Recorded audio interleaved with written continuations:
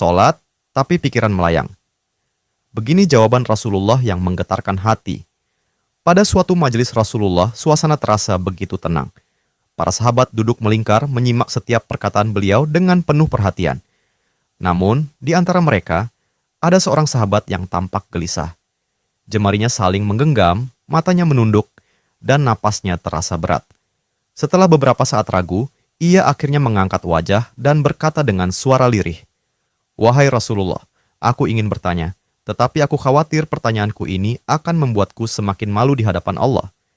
Rasulullah pun tersenyum lembut, menatapnya penuh kasih sayang. "Katakanlah, wahai saudaraku, tidak ada pertanyaan yang membuat seseorang hina jika ia bertanya untuk mencari kebaikan." Sahabat itu menarik napas dalam, matanya mulai berkaca-kaca. "Wahai Rasulullah, aku merasa salatku sering tidak khusyuk. Kadang aku mengingat urusan dunia, kadang pikiranku melayang entah kemana. Aku takut salatku tidak diterima oleh Allah. Apakah dengan salat seperti itu, aku tetap mendapatkan pahala?" Suasana majelis seketika menjadi hening. Para sahabat lainnya ikut menunduk, merasakan kegelisahan yang sama. Mereka tahu betapa beratnya pertanyaan itu. Namun, yang terjadi setelahnya benar-benar di luar dugaan. Rasulullah tidak langsung menjawab. Beliau menatap sahabat itu dengan penuh kelembutan.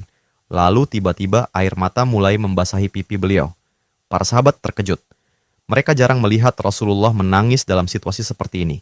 Dengan suara bergetar, beliau berkata, "Demi zat yang jiwaku berada di tangannya, sungguh setan tidak akan pernah berhenti berusaha mencuri bagian dari sholat seorang hamba hingga ia teralihkan. Tetapi ketahuilah, Allah tetap melihat usahamu." Rasulullah menarik napas dalam, lalu melanjutkan, "Wahai saudaraku, jika engkau meninggalkan salat hanya karena takut tidak khusyuk, maka setan akan menang. Tetapi jika engkau tetap berusaha salat meski pikiranmu teralihkan, ketahuilah bahwa setiap kali engkau berusaha kembali kepada Allah dalam salatmu, saat itulah Allah menyambutmu." Mendengar itu, sahabat tersebut tak mampu menahan tangis. Begitu pula para sahabat lainnya. Kemudian Rasulullah melanjutkan dengan penuh kelembutan. Bayangkan seorang ibu yang melihat anaknya berjalan ke arahnya, tetapi anak itu sering jatuh dan tersandung. Apakah sang ibu akan marah? Tidak. Ia justru akan berlari menghampirinya, mengangkatnya, dan mendekapnya erat. Itulah Allah. Ia lebih penyayang daripada seorang ibu kepada anaknya. Selama engkau terus kembali, Allah akan selalu menerimamu. Air mata mengalir di pipi sahabat itu. Kata-kata Rasulullah begitu menusuk hatinya. Sejak hari itu, ia tidak lagi putus asa dalam sholatnya. Ia tetap berusaha khusyuk, dan setiap